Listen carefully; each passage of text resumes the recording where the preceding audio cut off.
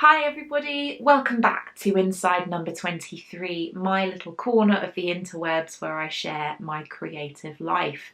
I hope that you are all well and that you have enjoyed the last month, even though it has been a little bit strange. I think everybody across the world is feeling the strangeness.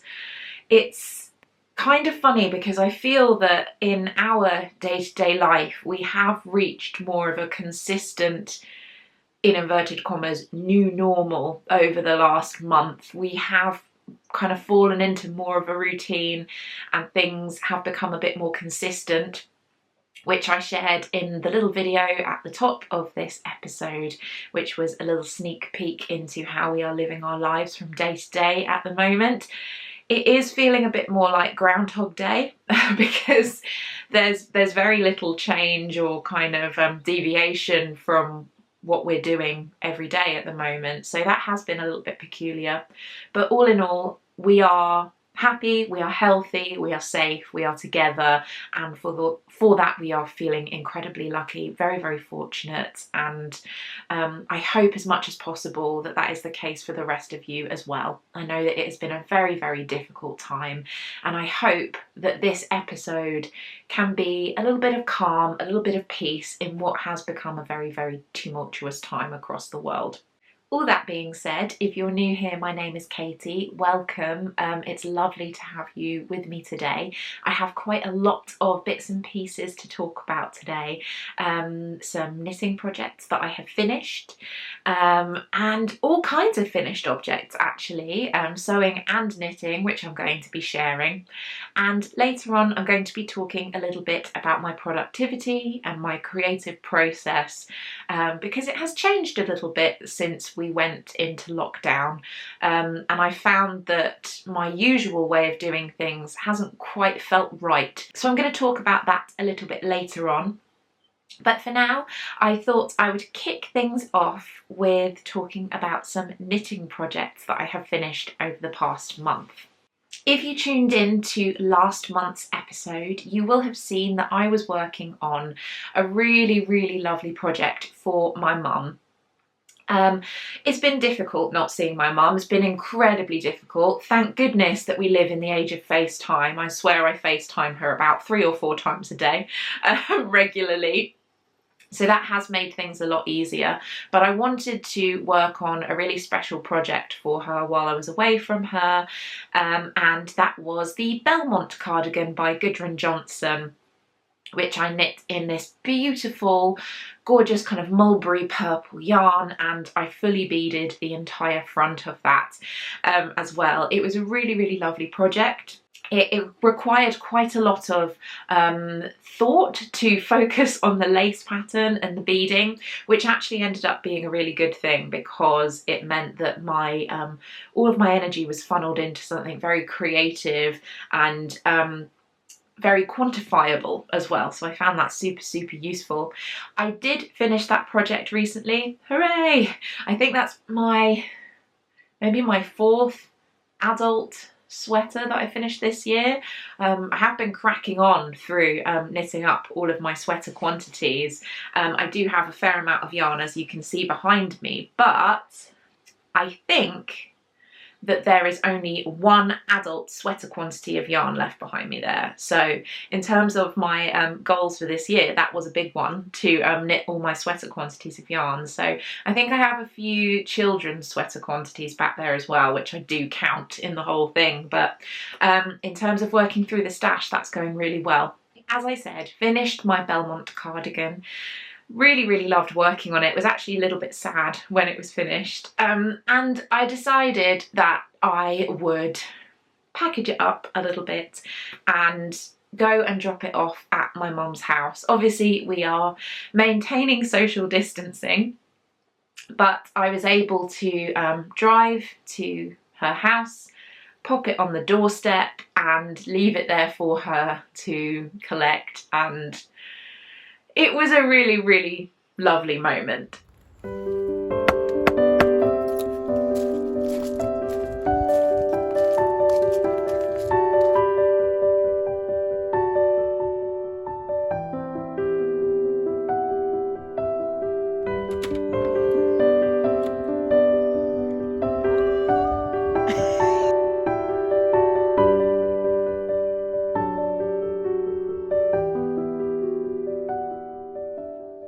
it is funny being able to kind of share something that I've made with my mum, but not properly kind of give her a huge hug and all of that type of thing. But you know what? I can't wait until I am able to, because we will be doing a full-on photo shoot. I'm not sure if she's aware of this yet, but we will be doing a photo shoot of her in this cardigan so that I can share those pictures properly. And more importantly, she loves it. It does fit really well, and I'm sure that it is very much appreciated in its new home. So all in all, it was pretty much a perfect project. It brought me a lot of joy from the process, but also now that it's finished, it's just a lovely thing to know that it's with my mum, and when she wears it, it'll be like a big hug from me. Talking about big hugs, after I finished the Belmont, I really was in need of something that still made my heart really happy when I was working on it. That project brought me so much joy, and that really lifted me, like my mental state and my emotional state and everything. Everything felt so much better when I was working on that. And I really wanted something that kind of gave me a similar feeling, but I wanted to make something for myself, because I'm not really used to knitting lots of things for other people, and I wanted a nice project for me, something fun to wear. And immediately I remembered some very special yarn that I had in my stash, that's actually been in the stash for quite a long time, because I have been keeping it there specifically for the perfect project. And I thought, you know what? Now is the time. Now is the time to crack open the special yarn and do things that make you happy, because our ability to find happiness has kind of shrunk because we're not able to go out and do all of the things that we enjoy. So why not do something in your house that you know is going to make you happy? This is the time where we open the chocolates that we've been saving, or we crack open a bottle of something fancy because we've been saving it for a special occasion. This is the time to do those things. So in the yarn version of that, I cracked open the yarn that I have been saving for a special occasion. Now that very special yarn, I have a little bit of it left here, which is really nice because I think I might make something special. I'm not sure because it's not a huge amount that I have left, but here it is.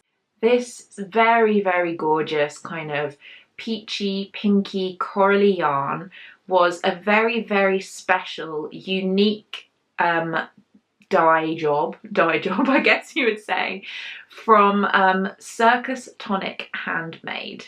This yarn was a gift from lovely Hannah of Circus Tonic Handmade, and oh my goodness, isn't it just glorious? This, you can actually tell how long I've had this in the stash by the name. The name, which is adorable, was a girl, a boy and their pug make 3. So obviously it means a lot. It was a very lovely gift. It was so appreciated at the time, and I have been saving it for something super special. So I wound it up. I had 3 skeins of this gorgeous yarn, and I thought, what possibly could I use this for? I knew that it was going to be a sweater, and then I remembered a sweater pattern that I bought some time ago when it was first published by my lovely friend Ellie of Skein Dear Knits, the podcast and the incredible knitwear pattern designer. She made this beautiful pattern for a sweater called Floof, which is a lovely floofy sweater, obviously in the name, and it was made so floofy by holding yarn. So I think she uses 100% wool yarn in the original with a mohair silk or something like that. So I thought, fantastic, I have the yarn, I have the pattern, but I don't have a mohair silk to go with it. Okay. Now, then this is you're very much on the train of thought, the literal train of my thoughts as I was going through this creative process. I realised that if I was going to have incredibly special yarn from a very, very lovely dyer, specially made for myself, very, very special. A very, very special pattern made by a dear friend, that the other yarn that I used would also have to be something quite special. So I was lucky enough to purchase from one of my bestest pals in the whole world, Amy of Stranded Dye Works and the Stranded podcast, some skeins of her beautiful mohair silk in the grubby pink colourway. Isn't this just divine? I have loved this colour for a long, long time, and I was so happy to have some for my very, very own. Now, I do actually have a skein left over after finishing this sweater, because yes, this isn't me telling you that I've cast on this sweater. I cast it on, I knit it, and I finished it, and I've worn it, and I love it. I'm really looking for projects that just make my heart happy, and this had every possible element that it could do in order to do that. These two yarns together actually worked really, really well, because this has a lot of orangey, peachy tones. This is slightly more on the, I mean, it's in the name, grubby pink, slightly more kind of purpley, pinky tones. And so when they are paired together, this kind of neutralizes down the slightly more orange coral tone of this beautiful Circus Tonic handmade yarn. So I'm going to be sharing with you my sweater. Oh, it's so soft. I love it. I have actually worn this several times since it was finished, which has been pretty funny because it's very grey and a bit dreary today in the UK, but it has been really quite warm over the past several days. So I have been wearing this sweater, even though it's not really sweater appropriate weather, particularly not a sweater that is this thick and this squishy, and oh, I love it. I am so happy with how this sweater turned out.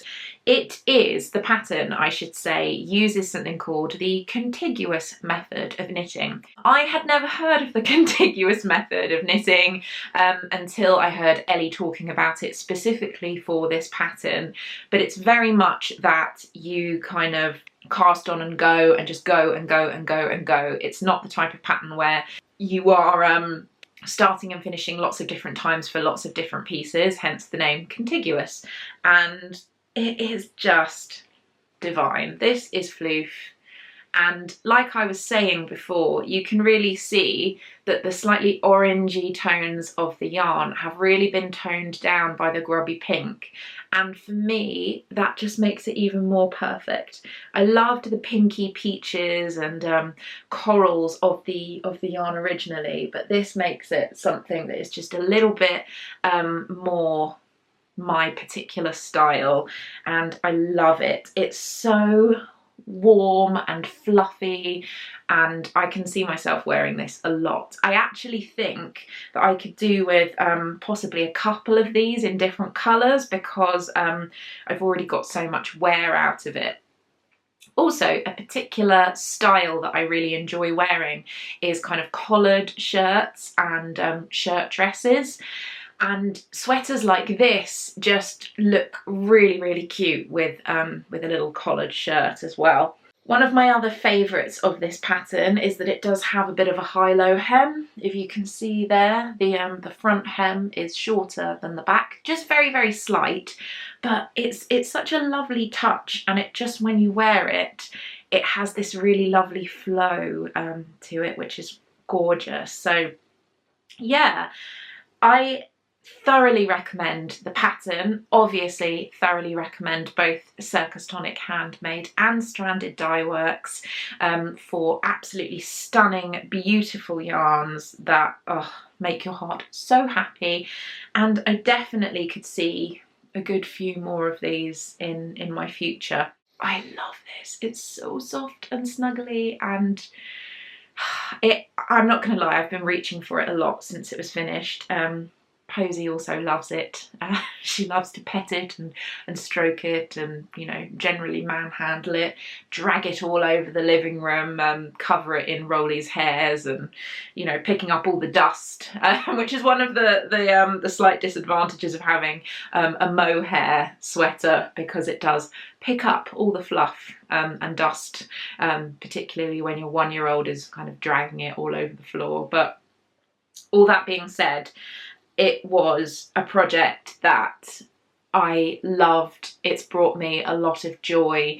It was a pattern that, although simple, had enough interest to keep me involved, but it was something that I could pick up and just work on brainlessly, and it's been a real joy. So if you're looking for something to tick all of those aforementioned boxes, I very, very much recommend Floof, and obviously both of the incredible dyers who went into this gorgeous sweater. So that is a lot of knitting finished objects for 1 month, don't you think? I have really surprised myself at how productive I have been able to be, considering that on some days I have just wanted to do absolutely nothing. I think for me, my feelings at the moment is either days completely jam-packed, which then often leave me feeling exhausted at the end of them, followed by days where I do next to nothing and then I feel guilty that I haven't done enough. So it's a bit of a balancing act between two not so great feelings and mental processes, but I'm trying to find a more even keel. It's a process, and you know, we'll get there eventually. But that being said, I have found that my time management, now that we're on this very, very consistent routine and schedule almost every day, has been really, really good. And because of that, I've actually found time in most days to get a little bit of creative work done. And I have a lot of finished objects from my sewing as well as my knitting.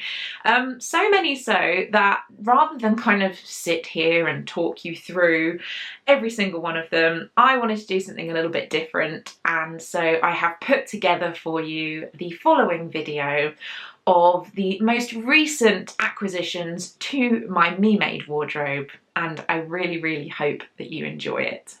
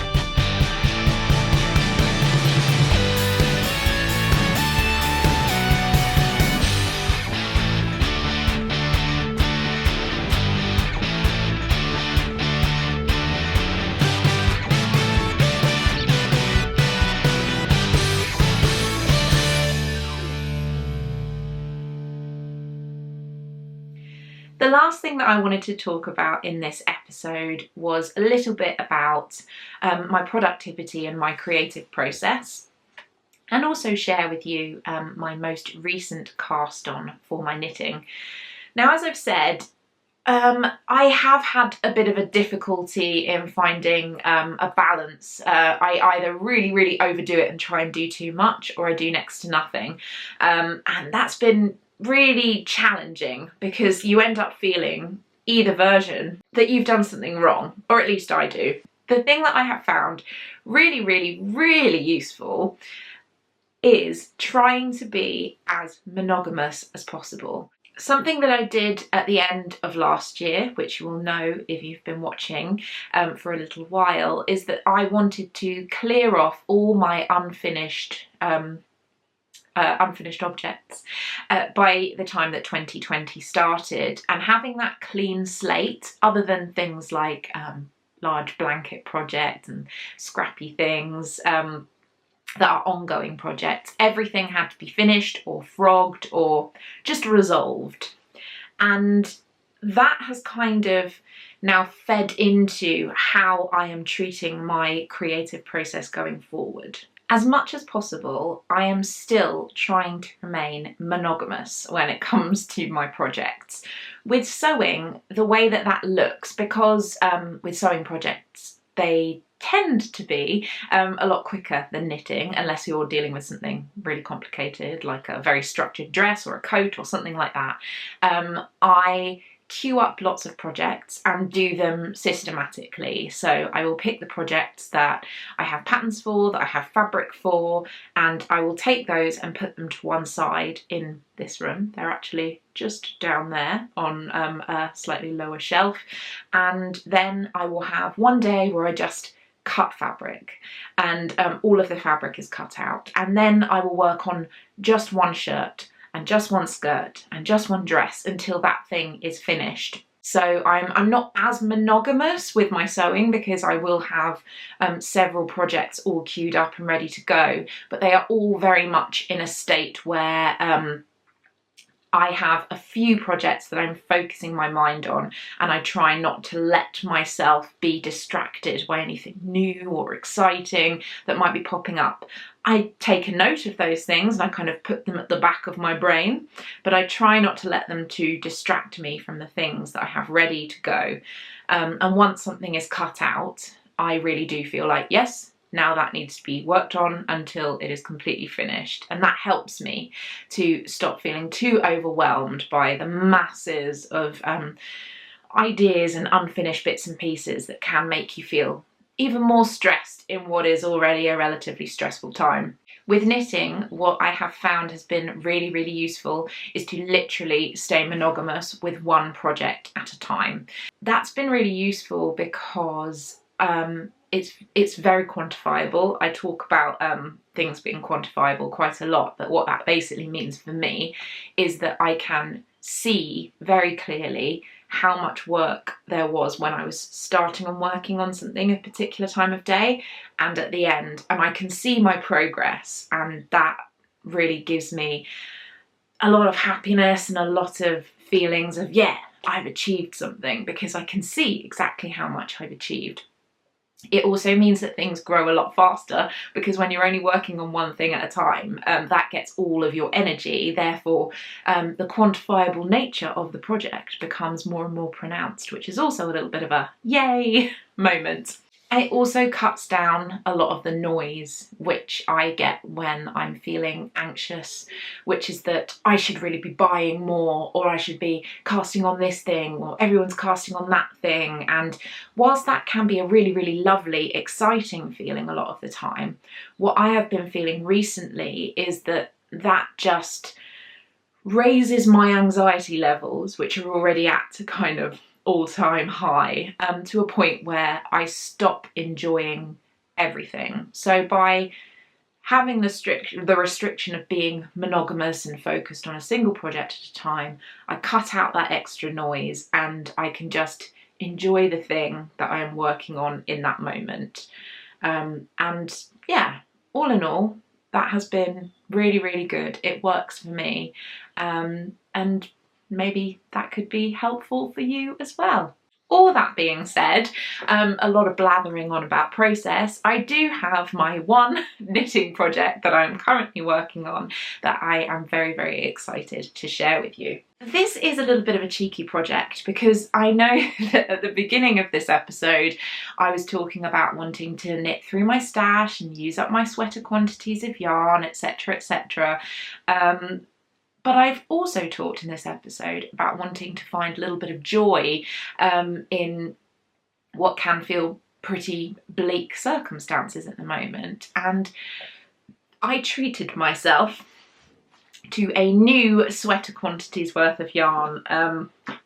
I know, shocking, not knitting from stash, but it was something that I had been thinking about for a little while, and I was so excited to see this new pattern, and so I decided, as a treat for myself, rather than getting too hung up on the idea of just knitting from stash and etc, etc, I would give myself a little bit of joy. So I purchased the newest pattern by Boyle & Knitworks, which is called Festive Doodle. It is a colorwork sweater, and after the lacework and beading of the Belmont, and then the very classic just stockinette stitch of the floof, I wanted to do something a little bit more interesting. And so when I saw the Festive Doodle, I thought, yeah, that's the next thing for me, very, very much so.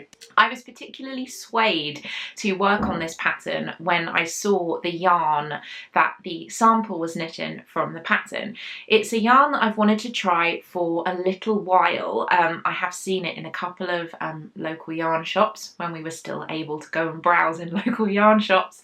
It's called Mondim yarn, and it is also relatively inexpensive. I wouldn't say that it is super inexpensive like some yarn that you can get your hands on, but for 100% wool, to be able to buy 100 grams worth of yarn for £9, which is the average price that I found it in a couple of different places online, is incredibly reasonable, because it means that by the time you have bought enough for a sweater quantity of yarn, you're not paying anywhere near as much as you would do for something kind of hand dyed or slightly more fancy. So it wasn't a massive investment for a sweater quantity, and that really swayed me. It also comes in a massive array of colours.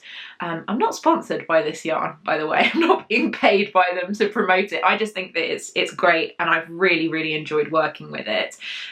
So very much recommend.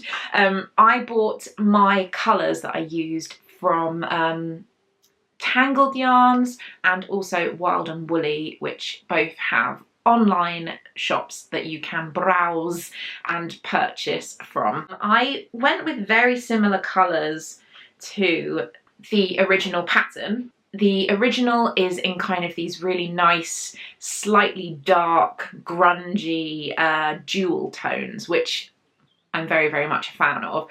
But in the true nature of when a pattern like this is released, all of the original colours were pretty much sold out everywhere that I looked for online. So much as I enjoyed that colour palette, I needed to go for something a little bit different when I chose my own colours. So the colour palette that I ended up going for was this one.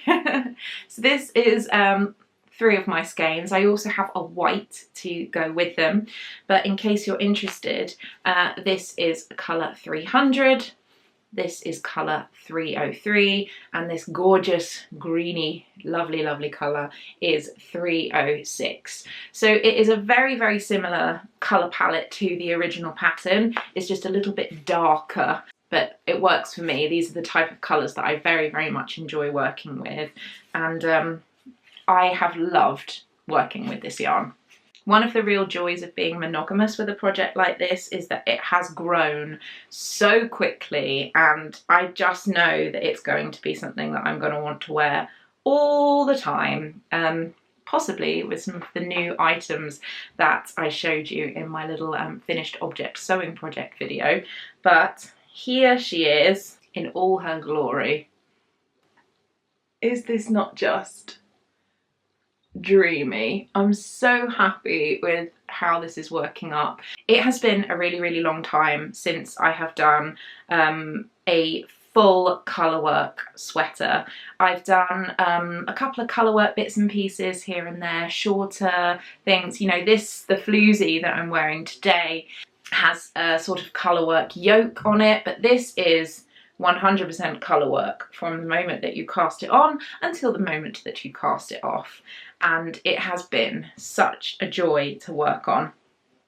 In terms of the project itself, I have had to use a very different gauge from the original pattern. It's something that I've noticed before when I've worked on projects by Boyle and Knitworks, is that my gauge is very, very different to the original of the pattern.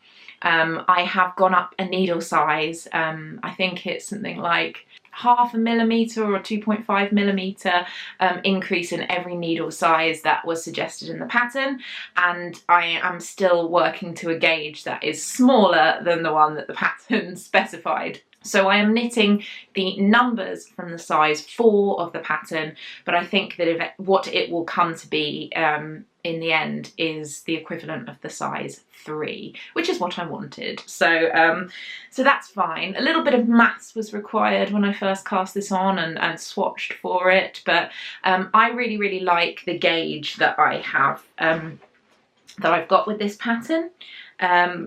I think it looks lovely and it's so pretty. I think if I'd gone for a looser gauge as the pattern specified, that I wouldn't be as happy with how the finished object is turning out. So all in all, it's something very, very special and I can't wait for it to be finished.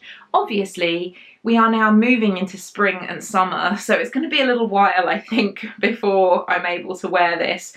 But if I get a wiggle on and get it finished, maybe in the next week or so, the next few weeks, we might still have a few grey, dreary, rainy days like this here in the UK, and I can slip this on and prance around and basically enjoy myself. But I love it. The colour palette makes me so happy. I was worried that with the greens and the reds and the whites it would come across as a little bit too Christmas, but I think that thanks to the grey that I have used as well, it has really toned that super, super Christmassy feel down, which means that this is something that I could wear at Christmas, but also at other times of the year, which makes me very, very happy indeed. So for my one monogamous project, I am very, very happy with it, and I can't wait to work on this a little bit later. We've been watching a lot of Killing Eve in the evenings, which I really enjoy. I'm a very big fan of Phoebe Waller-Bridge, the writer. So this and a bit of Killing Eve, it's a little spot of joy in my evenings at the moment, so yay!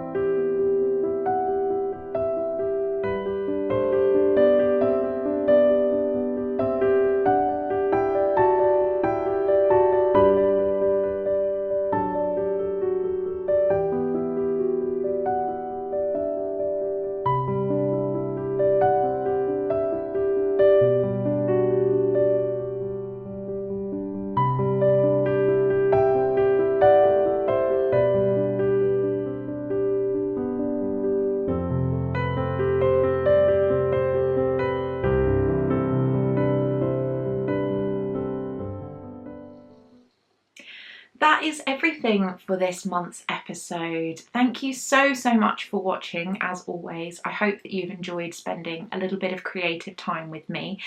If you want a little bit more, I actually released an additional video last week to celebrate us reaching over 20,000 subscribers on this channel, which I'm still doing a little happy dance about. So I will add a little link to that video if you haven't yet seen it. It was very, very fun to make. Thank you for all of the questions that were sent to me via Instagram, and I hope that you enjoyed that video as well. Like I said, thank you so much for joining me. It's always a pleasure to have a little chat with you and share all of my creative goings on. I will be back with you again at the end of next month with more of my creative endeavours. For now, I hope that you are well, that you are safe, that you are doing as well as you can do in the current circumstances. I'm sending you lots of love, and I will see you all again soon. Bye! Thank you so much for joining me on this episode of Inside Number 23. If you'd like to follow me on Instagram, you can find my personal account as Miss Lavelli, and the specific podcast Instagram is inside.number.23. If you want more details of all my knitted items, you can find me as Miss Lavelli on Ravelry. See you soon!